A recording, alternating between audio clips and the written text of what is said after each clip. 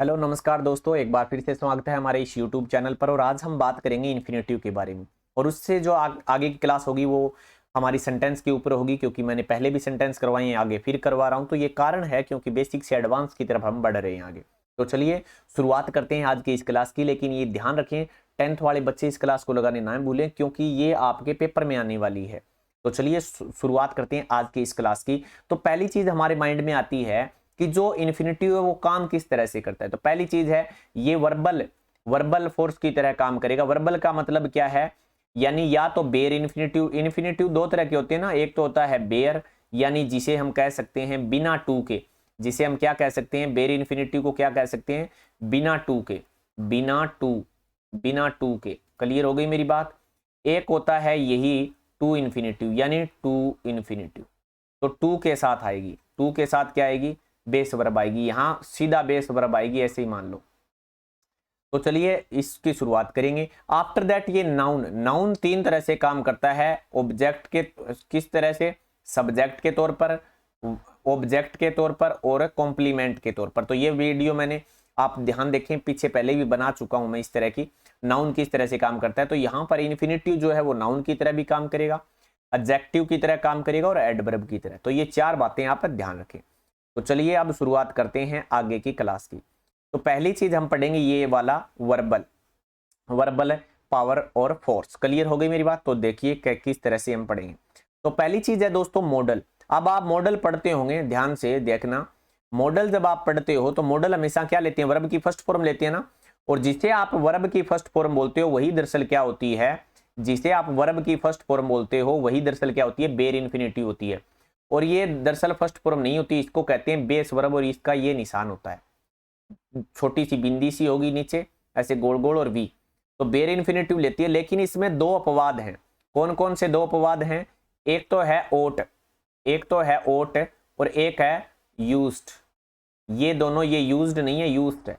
ये दोनों दरअसल मॉडल हैं। अब आप सोचते हो ओट टू मॉडल तो होता है, तो ओट टू मॉडल नहीं होता, बल्कि टू इन्फिनिटिव इसके साथ वर्ब आती है। टू इन्फिनिटिव क्या आती है, इसके साथ है वर्ब आती है। इसी के साथ भी क्या आती है, टू इन्फिनिटिव क्या आती है, वर्ब आती है। तो दरअसल देखा जाए तो ये दोनों है ना, ये इसके साथ जुड़ा हुआ है, न कि इसके साथ नहीं जुड़ा हुआ। ये बात आप ध्यान रखें। क्लियर हो गई मेरी बात। तो अब देखो क्या है, हे शुड हेल्प। हेल्प देखो ये वर्ब आ गई बेर इन्फिनिटिव, इसी को ही कहते हैं। मस्ट के साथ भी वर्क आया हुआ है, इसी को क्या कहते हैं, बेर इन्फिनिटिव। तो क्लियर हो गई एक तो इन्फिनिटिव। ओट के साथ देख सकते हो टू इन्फिनिटिव आई है, बेर नहीं आई, तो टू वाला क्या कहेगा, टू इन्फिनिटिव नाम बोल देंगे। इसी के साथ टू प्ले आया हुआ है, तो यहां पर ये दोनों अपवाद हैं, इसलिए इनके साथ क्या है, टू आया है। क्लियर हो गई मेरी बात। अब आगे बढ़ते हैं, देखो ध्यान से। उसके बाद हम आगे देखते हैं मॉडल लाइक एक्जुलरी। अब मॉडल लाइक एक्जुलरी का मतलब क्या होता है, जो आप देख रहे हैं, क्या देख रहे हैं, हैड बेटर। ये हैड बेटर दरअसल पास्ट का नहीं है, पहली बात, क्योंकि एड के साथ तो थर्ड फॉर्म होती है। और आप यहां पर भी देख सकते हो एड के साथ थर्ड फॉर्म नहीं है, बेस वर्ब है। तो ये मॉडल है नहीं, दरअसल मॉडल की तरह है। क्या है, ये मॉडल की तरह काम कर रहे हैं। अब आप ऐसे सोच लो, मॉडल की तरह काम कर रही हैं तो क्या हो गए, मॉडल ही मान लो एक बार के लिए। और मॉडल हमेशा क्या लेते हैं, बेर इन्फिनिटिव लेते हैं। बेर इन्फिनिटिव का मतलब क्या है, वर्ब की फर्स्ट फॉर्म। और वर्ब की फर्स्ट फॉर्म का सही नाम क्या होता है, बेस वर्ब। इसी का ये निशान होता है। क्लियर हो गई मेरी बात। तो देख सकते हो आप, इसका अर्थ क्या होता है, इसका अर्थ होता है हेड बेटर का सलाह। क्या होता है, सलाह। और सलाह देने के लिए आप मॉडल में क्या यूज करते हो, शुड। तो आप इसको शुड की जगह भी यूज कर सकते हो। वुड रेदर का मतलब होता है महत्व देना। तो इसका मतलब जब आप कहोगे कॉफी लोगे कि चाय लोगे, तो आप क्या कहते हो, मैं तो चाय लेना पसंद करूंगा। तो ये इस तरह से आप इसको महत्व देने के रूप में आप यूज कर सकते हो। क्लियर हो गई मेरी बात। जैसे आप would, I would like to take tea, आप ऐसा कहते हो, मैं चाय लेना पसंद करूंगा, तो आप महत्व दे रहे हैं ना चाय को, इस तरह से। तो यहां पर देखो, he had better go by bus. इसका अर्थ ये हुआ कि उसको बस के माध्यम से जाना चाहिए, बस से चले जाना चाहिए। तो सलाह हो गई कि नहीं होगी। आप आगे लिखता है I would rather play chess. तो मेरे को किसी ने कहा कि भैया क्रिकेट खेलें क्या, तो मैं क्या कहूंगा कि I would rather play chess. भैया चेस खेलनी है तो आजा, मैं तो चेस खेलना ही पसंद करूंगा, यानी I would rather play chess, मैं चेस को महत्व दूंगा, चेस खेलनी है तो आओ। ठीक है, तो ये प्रेफरेंस देना हो गया उसको। आफ्टर दैट है बी प्लस टू इन्फिनिटिव। अब एक बात ध्यान रख लेना, जहां जहां मैं बी बोलूं वहां अब वहां पर आपको एक बात ध्यान रखनी है, जहां जहां मैं बी बोलूं वहां सब जगह, चाहे वो कोई भी हो, ये बी हो, चाहे चाहे ये बी हो, चाहे ये बी हो। क्लियर हो गई मेरी बात? तो जहां जहां बी बोलूं वहां बी का मतलब क्या है? बी का मतलब ये भी हो सकता है is am are, is am ए आर। क्लियर हो गई मेरी बात? उसके साथ आपको आगे देखना है क्या क्या आएगा। इज एम आर भी होगा और पास्ट में क्या हो जाएगा? वाज और वियर। क्या हो जाएगा? वाज और वियर। तो इनके साथ आपको ये देखना है वोज और वियर। तो पहले रूल में हमने क्या पढ़ा है कि बी के साथ टू इन्फिनिटिव आएगा तो क्या दिखाएगा? प्लान और कमांड दिखाएगा। बी के साथ क्या आएगा? टू इन्फिनिटिव आएगा तो क्या दिखाएगा? क्या दिखाएगा? प्लान और कमांड। टू के साथ बेस वर्ब, ऐसे मान। क्लियर हो गई मेरी बात? तो ये प्लान और कमांड दिखाएगा। कैसे? देखो यू आर, आर आ गया कि नहीं आ गया? आर टू, ये देखो आ गया। ये देखो बी के साथ टू आ गया कि नहीं आ गया? Are to. और यहां बेस वर्ब है कि नहीं है? देख सकते हो, ये रही फर्स्ट फॉर्म जिसे आप कह सकते हो, ये देख सकते हो। क्लियर हो गई मेरी बात? तो ये टू आ गया ना, आर और ए, बी के साथ टू राइट और to learn, to infinitive verb आ गई ना। तो इसका मतलब ये है कि ये क्या दिखा रही है? प्लान और कमांड। एडवांस में ऐसे ही वाक्य दिए जाते हैं और पूछे जाते हैं कि इसमें बताइए क्या है। तो यू आर टू लर्न का इंग्लिश होता है कि आपको अंग्रेजी सीखनी है, ये मैं आपको कमांड दे रहा हूं। इसी तरह से मैं कह सकता हूं कि you are write note, you are to write notebook. आपको क्या करनी है? लिखनी है। क्या लिखनी है? नोटबुक लिखनी है। तो मैंने आपको ये क्या कर दिया? कमांड कर दिया। क्लियर हो गया? और मैं प्लान भी कर सकता हूं कई बार, जैसे कि मान लो मुझे घर जाना है तो I am to go to home, मुझे घर को जाना है, I am to go to home. क्लियर हो गया मेरी बात? इसी तरह से बी के साथ अगर आ जाए अबाउट, अब देखो यहां इज एम आर वोजवर है, इनके साथ क्या आएगा? प्लस में क्या आएगा? आपको दिखेगा अबाउट। क्या दिखेगा? अबाउट दिखेगा। प्लस में आपके इनके साथ अबाउट दिखेगा और फिर प्लस में क्या दिखेगा आपको? इज एम आर के साथ अबाउट और फिर क्या दिखेगा? टू इन्फिनिटिव दिखेगा। क्या दिखेगा? To infinitive, to infinitive. क्लियर हो गई मेरी बात?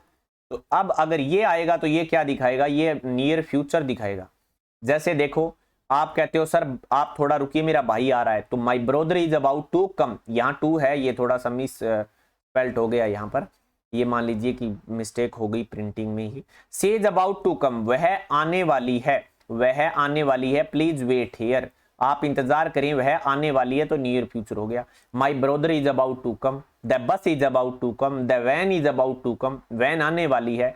तो ये थोड़े दिन, जैसे कि यहां पर लिख रखा है हमने the exam is about to come, तो ये देखो exam is about to come, exam अभी होने वाले हैं। तो आप फरवरी में तैयारी कर रहे हो, किसी ने पूछा इसलिए आप क्या कह रहे हो? एग्जाम होने वाले हैं। क्लियर हो गई मेरी बात? उसके बाद देखो बी के साथ क्या आ जाए? गोइंग आ जाए। बी के साथ क्या आ जाए दोस्तों? गोइंग आ जाए। तो यहां देखो ये बी है, ये बी की फॉर्म्स हैं, इनके साथ आपको क्या मिल जाएगा? प्लस में गोइंग मिल जाएगा। इनके साथ क्या मिल जाएगा? प्लस में गोइंग मिल जाएगा। और गोइंग के साथ क्या मिले आपको? टू इन्फिनिटिव मिले। टू क्या मिले? टू इन्फिनिटिव मिले। तो इसका मतलब ये है कि ये इंटेंशन शो करेगा। तो अबाउट के साथ नियर फ्यूचर, सीधा आए तो प्लान या कमांड, और गोइंग के साथ आए तो नियर जो इंटेंशन है वो आप दर्शाते हो। जैसे कि I am going to teach you English, मैं आपको इंग्लिश पढ़ाने जा रहा हूं, तो मेरा ये इंटेंशन है या नहीं है? मैं आपको इंग्लिश सिखाने जा रहा हूं, ऐसे मान लो। आज हम मैथ पढ़ने जा रहे हैं, we are going to learn English या मैथ, हम मैथ पढ़ने जा रहे हैं, सीखने जा रहे हैं, एक ही बात है। We are going to buy a car, हम बाइक कार साइकिल जो भी है, हम क्या खरीदने जा रहे हैं? साइकिल या बाइक खरीदने जा रहे हैं। तो आपने आज ये तय कर लिया, ये आप खुद तय करोगे, ध्यान रखें। क्लियर हो गया मेरी बात? आपको खुद को तय करना है, तभी होगा इंटेंशन, क्योंकि आई और वी तय करता है ना, दूसरा थोड़ी करेगा कोई, दूसरा कोई करेगा तो फिर अलग होगा। ये आप टेंस में पढ़ोगे अच्छे से। तो हैव के साथ टू आ जाए तो यहां पर अब बचा हैव। क्या बचा है? हैव। अगर हैव के साथ दरअसल आप देखोगे थर्ड फॉर्म आती है, लेकिन यहां क्या आएगा? टू इन्फिनिटिव आएगा, और टू इन्फिनिटिव आएगा तो बेस वर्ब आएगी। तो इसका मतलब ये हो गया, अगर ये स्ट्रक्चर आता है तो इसका मतलब है ऑब्लिगेशन शो कर रहा है, आपको कोई काम करने पड़ेंगे, आपने चाहते हुए भी करोगे। देखो we have to learn English, हमें इंग्लिश सीखनी पड़ती है। अब सीखना तो नहीं चाहते, लेकिन आपने क्या किया? सीखना पड़ता है आपको। They have to write a notebook, उसे उन्हें क्या करनी पड़ती है? लिखनी पड़ती है। क्या लिखनी पड़ती है? नोटबुक। वो चाहते तो नहीं है लिखना, पर नोटबुक क्या है? उन्हें लिखनी पड़ती है। क्लियर हो गई मेरी बात। अब हम बात करेंगे नॉमिनल फोर्स के बारे में। किसके बारे में बात करेंगे दोस्तों? Nominal force. ये नॉमिनल क्या होता है? जो नाउन की तरह काम करे, जो नाउन की तरह काम करे। तो नाउन किस किस तरह से काम करता है? आप देखते होंगे सब्जेक्ट की तरह काम करता है, आप देखते होंगे ऑब्जेक्ट की तरह काम करता है, आप देखते होंगे कॉम्प्लीमेंट की तरह काम करता है, और नाउन और कहां आता है? अब एक बात ध्यान रख लेना, दो अपवाद मैं आपको बता रहा हूं प्रीपोजिशन के साथ। क्या है ये? प्रीपोजिशन के साथ जब नाउन आता है, देखे होंगे आपने प्रीपोजिशन के साथ। तो दो अपवाद कौन से हैं? वो हैं, एक तो है एक्सेप्ट, ठीक है, एक तो है एक्सेप्ट। क्लियर हो गया? एक है आपने देखा था अभी अबाउट। तो ये दो अपवाद हैं, ये छोड़ देना, बाकी आप इस रूल पे चलना। कैसे चलना है वो मैं आपको बता दूंगा। इनके साथ क्या है? टू आता है। आपने देखा होगा इनके साथ क्या आता है? टू आता है। ठीक है, क्लियर हो गई मेरी बात? टू इन्फिनिटिव आता है। तो देखो कैसे। तो ये पहली बात है नॉमिनल फोर्स की। तो यहां सबसे पहले दिख रखा है हमने। अब यहाँ टू आता है, वो आगे पता चलेगा आपको, एक बार ध्यान रख लेना। प्रीपोजिशन के साथ अगर आएगा तो वो नॉमिनल होगा, इसमें कोई शक नहीं है। पीछे वाली वीडियो देखोगे ज्यादा जानकारी के लिए आपको पता चल जाएगा, पहले वाली वीडियो जरूर देखें। नॉमिनल फोर्स क्या है? देखो, नाउन की तरह बन जाए, यानी नाउन की तरह काम करे। तो आप शुरुआत में देखो, टू इर इज वुमेन, तो यहां पर टू इर, क्लियर हो गया? यहां पर ये देखिए, तो ये नाउन की तरह काम कर रहा है। क्यों? ये वर्ब से पहले आया, टेंस बताने वाली वर्ब, जिसे हम फाइनाइट वर्ब कहते हैं, और फाइनाइट वर्ब से पहले आएगा तो वो नॉमिनल होगा, यानी नाउन होगा। ये सब्जेक्ट की तरह काम कर रहा है, आप देख सकते हो। ये क्या है? सब्जेक्ट की तरह काम कर रहा है। इसी तरह से हम देखेंगे आई वांट, मैं चाहता हूं, मैं क्या चाहता हूं, और क्या का उत्तर हमेशा क्या होता है दोस्तों? ऑब्जेक्ट होता है। क्या होता है? ऑब्जेक्ट। और ये रहा ऑब्जेक्ट की तरह काम करने वाला। तो यहां पर ये पूरा का पूरा I want to see her, I want to see her, तो ये टू इन्फिनिटिव वाली जो वर्ब है वो क्या कर रही है? ऑब्जेक्ट का पूरा काम कर रही है। क्लियर हो गया? टू सी हर पूरा का पूरा मैं चाहता हूं, मैं क्या चाहता हूं? उसे देखना, ये पूरा है। तो टू सी हर ऑब्जेक्ट की तरह काम कर रहा है यहाँ के। इसी तरह से देखोगे टू सी, देखना ही क्या होता है? विश्वास करना, यानी देखकर आप कहते हो ना, देखो विश्वास करो, सीधी सी बात है। तो टू सी आ गया, यहां सब्जेक्ट बन गया कि नहीं बन गया? क्योंकि इज से पहले और इज के बाद क्या देखना? टू सी इज, देखना क्या है? ये है। तो क्या का उत्तर ऑब्जेक्ट हो गया। क्लियर हो गया? लेकिन यहां ये ऑब्जेक्ट नहीं है। अब आपको यहां पर तो यही बीमारी है, यहां ये कॉम्प्लीमेंट की तरह काम कर रहा है। सर हमें क्या पता चला ये कॉम्प्लीमेंट की तरह काम कर? मुझे बताओ क्यों? तो देखो, यहां इज है, और मैंने पहले भी एक वीडियो में आपको पहले कॉम्प्लीमेंट वाला टॉपिक पढ़ के आओ, इज, एम, आर, वोज या वर, आपको सीधा बता रहा हूं अगर आप छोटे बच्चे हैं तो, या पिछली वीडियो देख लो SVOC वाली। वोज या वर के साथ अगर क्या आ जाए? नाउन या कोई भी हो जो नॉमिनल केस हो, क्या हो? नॉमिनल, अभी बताया, नाउन की तरह कोई चीज हो। क्योंकि आप पहले देखोगे आप चौथी फॉर्म आती है इसके बाद, ना तो यहाँ चौथी फॉर्म है, यानी ING वाली फॉर्म भी नहीं है, ना यहाँ थर्ड फॉर्म है, यानी वर्ब है ही नहीं।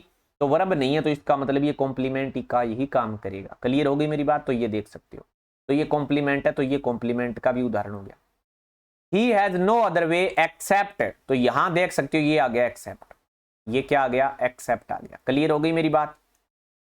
एक बात और बता रहा हूं मैं आपको, एक्सेप्ट के बाद आप अगर टू न लगाओ तो भी सही है, टू लगा दो तो भी सही है, और न लगाओ तो भी सही है। तो अगर आप कोई किताब में पढ़े हो, कभी सोचो सर तो गलत बता रहे हैं, तो गलत नहीं है, यहाँ टू भी लगा सकते हो और बेर भी लगा सकते हो। अब कोई गलती नहीं होती यहाँ पर, एरर निकालने के समय कहीं दुविधा हो जाए आपको, तो सेट के एग्जाम में ये काम आती है आपको। क्लियर हो गया? तो एक्सेप्ट टू ओबे, क्लियर हो गया मेरी बात? तो टू ओबे, यहां पर क्या है? टू ओबे भी सही है। क्लियर हो गया ना?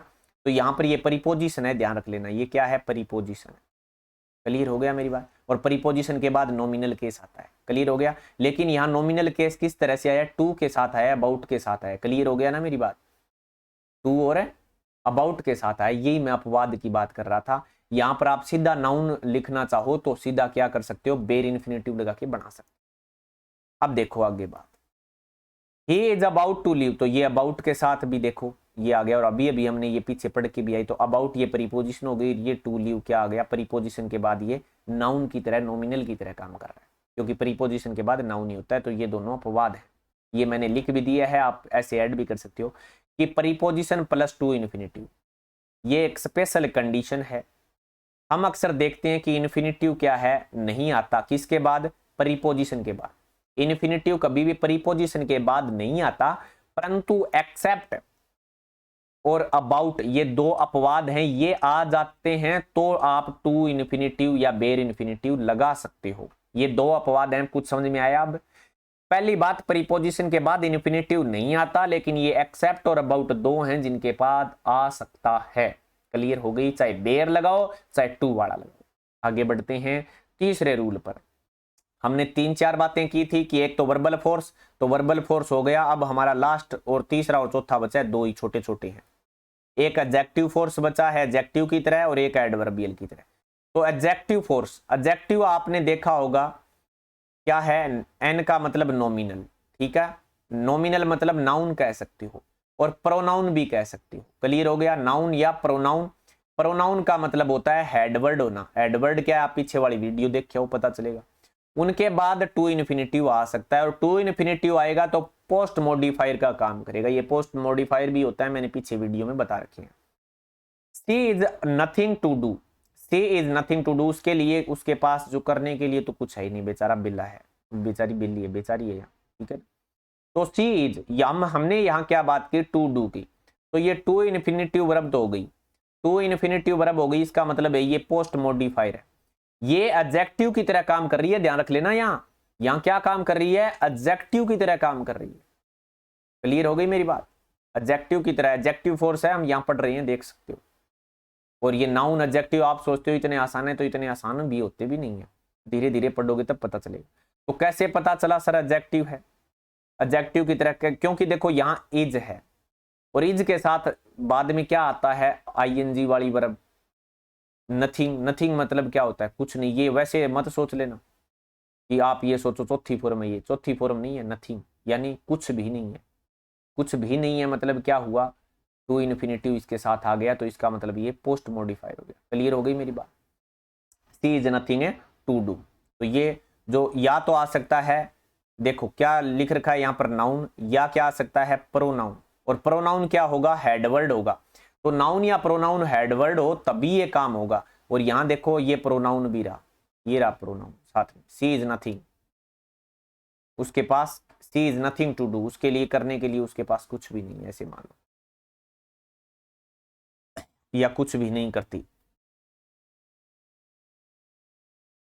अगली बात है एडवर्बियल फोर्स। अगली बात क्या है, एडवर्बियल फोर्स। तो वर्ब प्लस, या फिर वर्ब होगी या एडजेक्टिव होगा, या फिर टू क्या होगा, टू प्लस बेस वर्ब।